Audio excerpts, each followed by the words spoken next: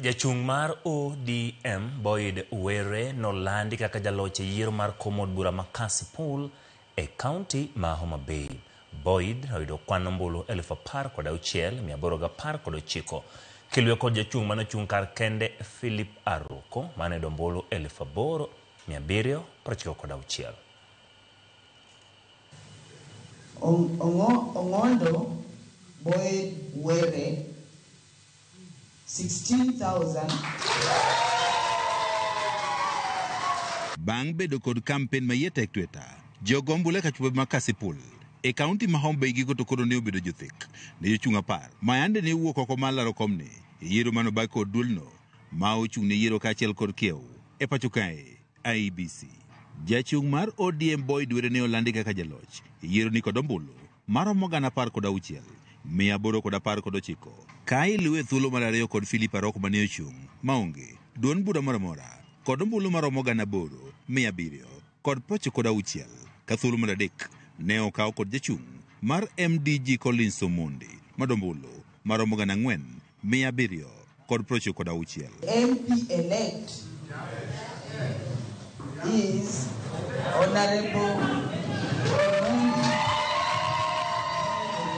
Jochung mamoko ne gin moting'o Isaac Kiche madubrano mar Kenya Moja Movement madombulu 201, Robert Bior mane ochung maonge duond bura moramora madombulu maromo 519 kaachiel kod Rateng' Okoth Kotiende madumbulu mar United Progressive Alliance madombulu maromo 72.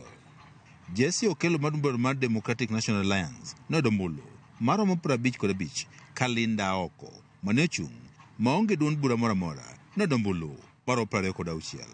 Jochung moko ne en moting'o Robert Ouma ma Liberal Party of Kenya madombulu maromo 17 kamano mogik ne Ishmael Omondi Koyo man National Liberal Party mane dombulu maromo 98.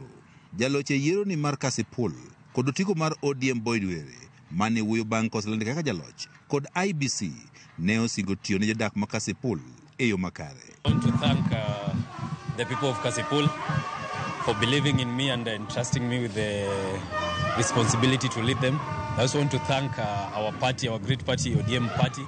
I want to thank our leaders led by our member of parliament, MCAs, our party chair, Her Excellency Governor Gladys Wanga, for believing in youth leadership. Were ne wanodhi neno ni weche dongruok duto mane wuon mare ma osenindo ng'ondo Were ne ochako duto koro chop kare. The people of Kasipul have done their responsibility of electing a good leader. So it's for me now to work for them diligently. I want to urge everyone in Kasipul, let's embrace each other and let's maintain peace so that we can bring development to the people of Kasipul. Jako mar ODM kendo gavana ma Homa Bay Gladys Wanga ne opojo kanyogo mag ODM mando spido ka koro timo campaign motegno mabendo menyaka sani jachung mar ODM koro yombo. I'm very, very grateful to the ODM party, the party machinery, our leaders, some of whom are here, Honorable Dr. Gogo, Honorable Kaluma, many who are not here, our grassroots ODM leadership in Kasipul from all the polling centers who spent many sleepless nights to ensure that we turned around a very, very strong and landslide victory. Wanga wacho ni maen ranyisi ni ODM pod otegno kata bang' tho mar ogai mar ODM Raila Amolo Odinga. The ODM party remains strong, remains resilient, remains ready.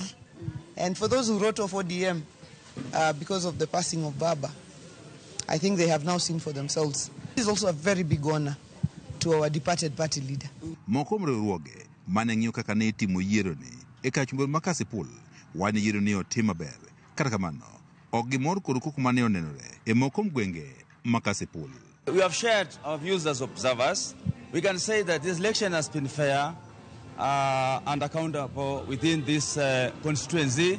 However, we saw a lot of challenges in terms of some people who tried to distract the elections, but the swift actions by the security apparatus made the operation smooth. George Juma, Ramogi TV.